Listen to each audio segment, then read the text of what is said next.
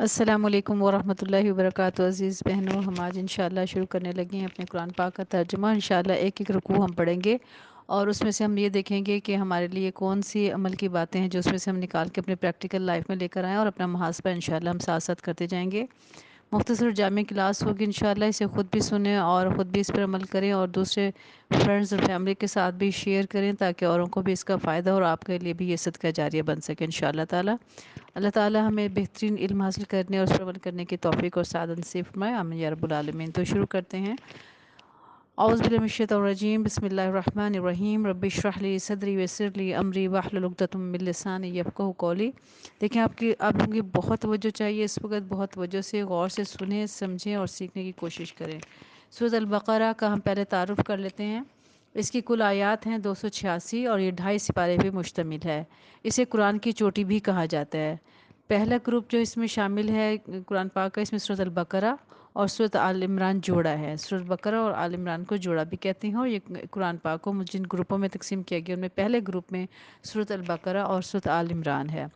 پھر جو سورۃ البقرہ ہے، اس کے 2 حصے بنتے ہیں۔ پہلا حصہ جو ہوتا ہے سورۃ البقرہ میں سابقہ امتوں کا ذکر کیا گیا ہے، اور اس کے سابقہ امتوں کا ذکر کر کے اس کے مطابق سمجھانے کی اللہ تعالیٰ نے کوشش کی ہے انسانوں کو کہ کس طرح سے ہمیں اپنی زندگی کو گزارنا، اور کون کون سے ایسے کام ہیں جو ہم نے نہیں کرنے جو سابقہ امتوں نے کیے، اور پھر ان کے کیا کیا نقصان اٹھائے تھے، اور باقی اس سابقہ امتوں نے جو اچھے کام کیے تھے پھر ان کو کیا انعامات ملے۔ یہ سب ہمارے لیے ہدایت ہے۔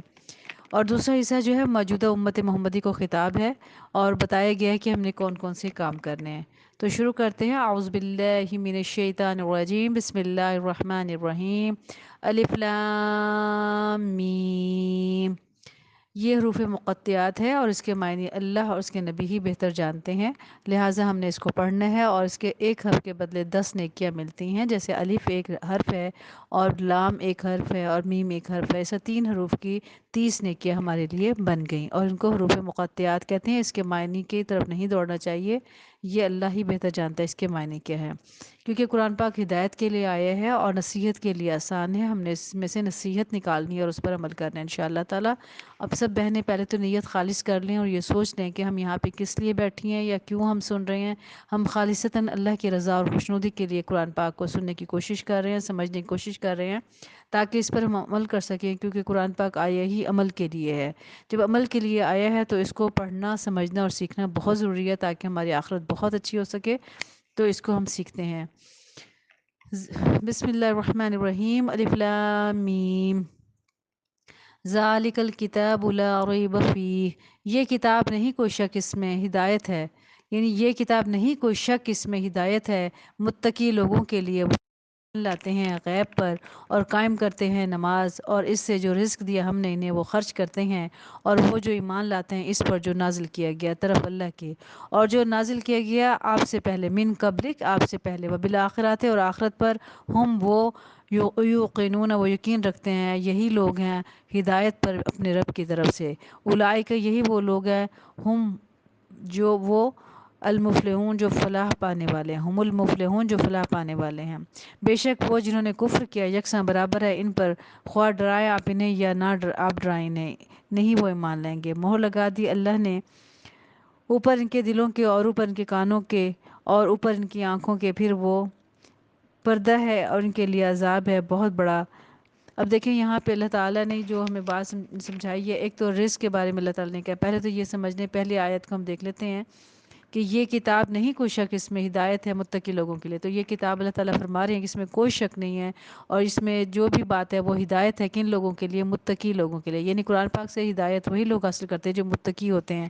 متقی لوگ وہ ہوتے ہیں جو اللہ سے ڈرنے والے ہوتے ہیں، جو واقعی چاہتے ہیں کہ ہم اللہ کے علم کو حاصل کریں اور اس پر عمل کریں، اور اللہ سے ڈرنے والے لوگوں کو متقی کہا جاتا ہے۔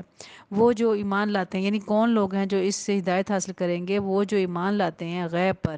اچھا، یہ غیب سے مراد یہ ہوتا ہے کہ قیامت، یعنی جنت کا جو احوال ہیں، دوزخ کے احوال ہیں، مرنے کے بعد کے جو احوال ہیں، ان کو غیب کہا گیا ہے۔ اور وہ قائم کرتے ہیں نماز، یعنی متقی لوگ جو ہوتے ہیں ان میں یہ خاصیتیں پائی جاتی ہیں۔ وہ ایمان لاتے ہیں کس پہ؟ غیب پر، اور قائم کرتے ہیں نماز کو، اور اس سے جو رزق دیا ہم نے انہیں وہ خرچ کرتے ہیں۔ اچھا، رزق سے مراد بہت سی چیزیں آ جاتی ہیں، اس میں مادی اشیاء بھی اور معنوی اشیاء بھی آ جاتی ہیں۔ مادی جیسے کھانا پینا، دولت، پیسہ، صحت، تندرستی، ٹھیک ہے، مانوی ہو گیا جیسے علم وغیرہ ہوتا ہے انسان کا، تو یہ بھی رزق ہوتا ہے۔ اور دوسرے عام سادہ لفظوں میں یہ سمجھیں، جو بھی ہنر، جو بھی نعمت، جو بھی صلاحیت اللہ تعالیٰ نے انسان کو عطا فرمائی ہے، وہ رزق کے زمرے میں آتی ہے، تو اللہ تعالیٰ یہاں فرما رہا ہے اس کو خرچ کرو۔ تو دیکھنے کی بات یہ ہے کہ ہمارے پاس جو بھی نعمت ہے اس کو ہم اللہ کی رضا کے لیے کتنا خرچ کرتے ہیں۔ جو علم ہمارے پاس ہے اللہ کی طرف سے جو عطا ہوا ہے ہمیں، یا ہم نے جو حاصل کیا ہے، جو ہنر ہم نے محنت کر کے حاصل کیا ہے، اس کو ہم اللہ کی راہ میں کتنا خرچ کرتے ہیں، یعنی اللہ کے بندوں کے فائدے کے لیے اس کو کتنا ہم دیتے ہیں لوگوں کو۔ دیکھیں اس وقت ایک سوشل میڈیا کا دور ہے، اور ہم دین کا علم کو میکسیمم طریقے سے لوگوں تک پہنچا سکتے ہیں۔ جو بھی ہنر ہمارے پاس ہے اسے ہمیں لوگوں کو سکھانے کی کوشش کرنی چاہیے۔ جن کو وہ ہنر نہیں آتا، وہ علم نہیں ہے، وہ ہمیں دینا چاہیے۔ اللہ تعالیٰ فرما رہا ہے کہ جو رزق دیا ہم نے انہیں، وہ خرچ کرتے ہیں۔ اور وہ جو ایمان لاتے ہیں اس پر جو نازل کیا گیا طرف آپ کے، جو آپ صلی اللہ علیہ وسلم کی طرف نازل ہوا ہے قرآن، یعنی ٹھیک ہو گیا، اور سنتیں، احادیث، وہ بھی جو سنتیں ہوتی ہیں وہ بھی اللہ کی طرف سے ہوتی ہیں، کیونکہ نبی صلی اللہ علیہ وسلم کوئی بھی بات جو احادیث اور سنتیں ہیں وہ بھی اللہ کی طرف سے ہوتی ہیں، کیونکہ اللہ ہی نے آپ صلی اللہ علیہ وسلم کی رہنمائی فرمائی تھی۔ اور جو نازل کیا گیا آپ سے پہلے، یعنی پہلی امتوں پہ جو کچھ نازل کیا گیا اس پر بھی ایمان لاتے ہیں، یعنی جیسے ہم نبی صلی اللہ علیہ وسلم پہ بھی ایمان لاتے ہیں، اور تمام نبیوں پر جو سابقے ان پر بھی ایمان لاتے ہیں، اور تمام کتابوں پر بھی ایمان لاتے ہیں، وبالآخرات، اور آخرت پر بھی ایمان لاتے ہیں۔ اور وہ جو یوقنون، وہ یقین، یوقینون، وہ یقین رکھتے ہیں، یہی لوگ ہیں ہدایت پر اپنے رب کی طرف سے، اور یہی لوگ ہیں جو فلاح پانے والے ہیں۔ بے شک وہ جنہوں نے کفر کیا، کفر کرنے والے کون ہوتے ہیں؟ حق کو چھپانے والے، انکار کرنے والے، جو اللہ کی آیات کو نہیں مانتے، اللہ کی باتوں کا انکار کرتے ہیں۔ اچھا، انکار کرنا اس زمرے میں بھی آتا ہے نا، کہ جیسے ہمیں پتہ ہے ہم نے نماز پڑھنی ہے، ہم پہ فرض اور لازم ہے، لیکن نماز نہیں پڑھتے۔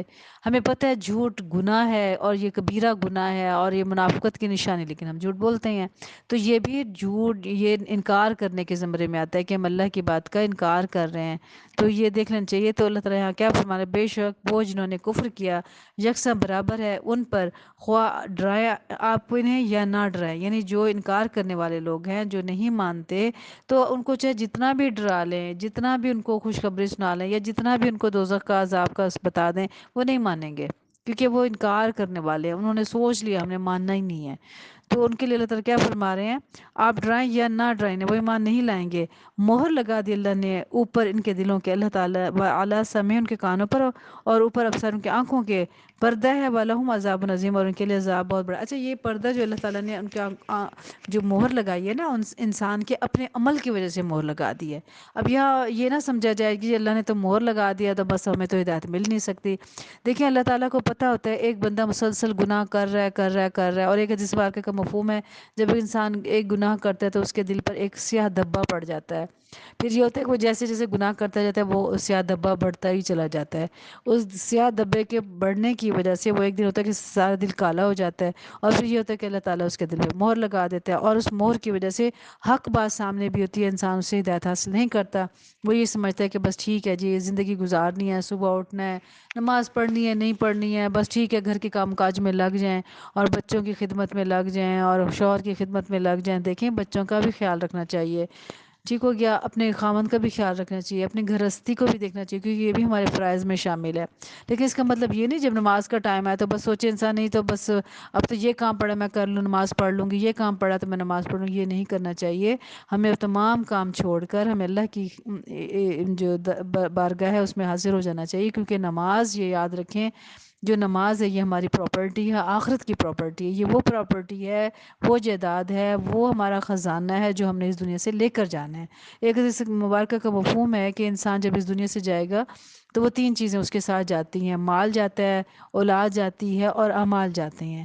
تو اعمال میں ہمارے کیا ہوتا ہے؟ قبر میں باقی دو چیزیں باہر آ جاتی ہیں، ہمارے ساتھ کیا چیز جاتی ہے؟ ہمارے اعمال جاتے ہیں۔ تو اعمال کیا ہے؟ ہماری نماز ہے سب سے پہلے، تو اس کو اگنور نہیں کرنا چاہیے۔ ہمارے جو بھی نیک عمل ہے وہ ہماری پراپرٹی ہے، ہم سب کچھ کرتے ہیں دنیا کے لیے، لیکن جب ہماری اپنی چیز جو خاص ہماری اپنی پراپرٹی ہے جو ہمارے ساتھ جائے گی، ہم اسی کو اگنور کر دیتے ہیں۔ تو ہمیں دیکھنا یہ ہے، یہاں پہ جو عمل کی باتیں نکلی ہیں تو آپ بھی اس پہ غور کریں۔ پہلے تو یہ دیکھیں کیا ہم متقی ہیں، کیا ہم اللہ سے ڈرتے ہیں، کیا ہر کام کرنے سے پہلے ہم سوچتے ہیں کہ ہم نے اللہ کو جواب دینا ہے، چاہے ہم صبح سے شام کی جو زندگی گزارتے ہیں کیا وہ متقی والی ہے، اللہ کے خوف والی ہے۔ تو ہم کیا ہمارے اس چیز پہ غیب پر پورا ایمان ہے، اور ہم نماز پڑھتے ہیں، کیا ہم اللہ کے دیے ہوئے جو انعامات ہیں کیا ان کو ہم آگے بھی خرچ کرتے ہیں، تو یہ ہم نے دیکھنا ہے۔ اور ہدایت ہمیں تبھی مل سکے گی جب ہم قرآن پاک پہ پورا پورا عمل کریں گے۔ پھر ایسے لوگوں کو اللہ تعالیٰ نے کہا ہے کہ وہ فلاح پانے والے ہیں۔ جو انکار کرنے والے ہیں اللہ تعالیٰ پھر ان کے دلوں کا آہستہ آہستہ، ظاہری بات ہے جب ایک انسان کام کر ہی نہیں رہا، اللہ کو پتہ ہے اس نے آئندہ بھی نہیں کرنا، تو اس کو کوئی نہ کوئی تو سزا ملنی ہے جو مسلسل نہ کر رہا ہے۔ ابھی دیکھنا اگر ہمارے نماز پڑھنے کو دل نہیں چاہ رہا تو ہمیں تو بہت زیادہ توبہ استغفار کرنی چاہیے۔ کوئی نیک عمل کرنے سے پہلے دل میں بجائے خوشی ہونے کے ایک قسم کی ایسی کیفیت پیدا ہو جاتی ہے، او ہو یہ تو مجھے کرنا پڑ گیا، تو اس یا مجھے یہ میں یہ کام کر لوں یہ پھر میں کروں گی، اچھا میں کرتی ہوں، اتنی ڈھیل ہم دیتے جا رہے ہیں نیکی کے کام میں۔ تو اس کا مطلب یہ ہے کہ ہمارے دل پہ دھبا لگ چکا ہے کالا، تو وہ کالا دھبا کیسے اترے گا کہ ہم توبہ استغفار پڑھیں، کثرت سے استغفار کریں، تو اس سے یہ ہوگا کہ ہمارے دل صاف ہونا شروع ہو جائیں گے، اور ان شاء اللہ تعالیٰ اللہ تعالیٰ ہمارے دلوں پہ مہر بھی نہیں لگائیں گے ان شاء اللہ تعالیٰ، اور ہمارے لیے آخرت کے صراط مستقیم کے راستے اللہ تعالیٰ کھول دیں گے۔ تو یہ تھا جی سورۃ البقرہ کا پہلا رکوع۔ اسے آپ بھی پڑھیں اور سمجھیں، اس صرف سننے پہ اکتفا نہ کریں، بلکہ قرآن پاک کھولیں، آپ کے گھر میں جو بھی ترجمہ ہے اس کو نکالیں اور باقاعدگی سے اس کو دیکھیں اور سمجھیں، اور مزید عمل کی باتیں کیا نکلتی ہیں اس کی مجھے لسٹ بنا کے آپ بھیجیں گے، یا آپ نے کیا سمجھا ہے تو کائنڈلی آپ نے میسیج میں مجھے بتانا ہے، وائس میسیج کر لیں یا آپ اس کا ریٹرن میسیج کر لیں، مجھے اس میں سے عمل کی باتیں چاہیے کہ جو میں نے آپ کو بتائیں گے، اس کے علاوہ آپ کو کیا لگتا ہے کہ عمل کی باتیں کون کون سی ہیں اور کون سی بات آپ کو کیسے سمجھ آئی ہے۔ تو یہ کائنڈلی مجھے ضرور بتائیں، تو کیونکہ ریویژن ہوگی، سبق ہوگا، سناؤ گے تو مجھے پتہ چلے گا نا آپ کو کتنا سمجھ آ رہا ہے۔ تو یہ آج اللہ کا شکر ہے لاکھ لاکھ کہ اللہ تعالیٰ نے ہمیں توفیق دی کہ ہم نے آج سورۃ البقرہ شروع کی ہے، اور اللہ تعالیٰ سے التجا اور گزارش کرتے ہیں کہ اللہ کرے ہم قرآن پاک کو مکمل کر لیں، اللہ ہمیں اس کی استطاعت عطا فرمائے اور استقامت بخشے، اللہ تعالیٰ ہمیں ہمت دے اور صحت دے ہم سب کو، اور کوئی رکاوٹ نہ آئے۔ انشاءاللہ تعالیٰ آپ بھی دعا کریں کہ یہ جو سلسلہ شروع ہوا ہے باذن اللہ اللہ اس کو مکمل فرما دے، اور انشاءاللہ ہماری یہ بدھ کو ہی کلاس ہوا کرے گی، اور بدھ والے دن انشاءاللہ کسی بھی ٹائم یہ آپ کے پاس پہنچ جایا کرے گی، بس آپ اس کو واچ کیا کریں، دیکھا کریں، اور اسے ایک ہفتے میں آپ نے اس کا مکمل مجھے ریویو دینا ہے اور بتانا ہے اس میں سے مزید عمل کی باتیں کون کون سی آپ کو سمجھ آئی ہیں۔ اس کو کھولیں، سمجھیں، جب تک خود اپنے ہاتھ سے قرآن پاک کو نہیں کھولیں گے اور خود سمجھنے کی کوشش نہیں کریں گے، بات یاد نہیں رہے گی۔ تو لہٰذا ہم نے اس کو سیکھنا بھی ہے، سمجھنا بھی ہے، پڑھنا بھی ہے، آگے پڑھانا بھی ہے۔ ٹھیک ہو گیا؟ مزید اگر اس میں سے کوئی بات سمجھ نہیں آئے تو ضرور مجھے آپ بتائیے گا، تو انشاءاللہ اس کی پھر ہم وضاحت کریں گے۔ یہ مختصر اور جامع تھی، اللہ تعالیٰ اس کو قبول و منظور فرمائے، اللہ تعالیٰ ہمارے علم میں برکت دے، علم میں اضافہ فرمائے، اللہ تعالیٰ ہم سب کی صحت میں برکت عطا فرمائے، ہمارے گھروں میں برکت عطا فرمائے، ہمارے بچوں کو اللہ تعالیٰ صحت تندرستی عطا فرمائے، ہمارے شوہر کو سلامت رکھے، ان کو صحت و زندگی عطا فرمائے، اور اللہ تعالیٰ ہمارے رزق میں برکت عطا فرمائے، اور جتنے بھی بیمار ہیں اللہ تعالیٰ سب کو صحت عطا فرمائے، جتنے بھی پریشان حال ہیں اللہ سب کی پریشانیاں دور فرمائے، اللہ تعالیٰ ہمارے والدین کو ایمان کی سلامتی اور صحت کی سلامتی عطا فرمائے، جو اس دنیا سے چلا گئے اللہ تعالیٰ ان کو خیر و برکت عطا فرمائے، ان کی قبروں پہ کروڑوں رحمت نازل فرمائے، اور ان کی قبر کو اللہ باغ بہشت بنائے، اور جو حیات ہیں والدین اللہ تعالیٰ ان کو صحت تندرستی عطا فرمائے اور کسی کا محتاج نہ کرے، اللہ تعالیٰ ہم سب کو بھی صحت تندرستی عطا فرمائے اور کسی کا محتاج نہ کرے، اور ہمیں علم کے ساتھ عمل کرنے کی توفیق و سعادت نصیب فرمائے، اللہ تعالیٰ ہمیں پکا سچا مسلمان بنائے، آمین یا رب العالمین۔ السلام علیکم ورحمۃ اللہ وبرکاتہ۔ وآخر دعوانا ان الحمد للہ رب العالمین، سبحانک اللہم وبحمدک ونشہد ان لا الہ الا انت، استغفرک واتوب الیک۔ السلام علیکم ورحمۃ اللہ وبرکاتہ۔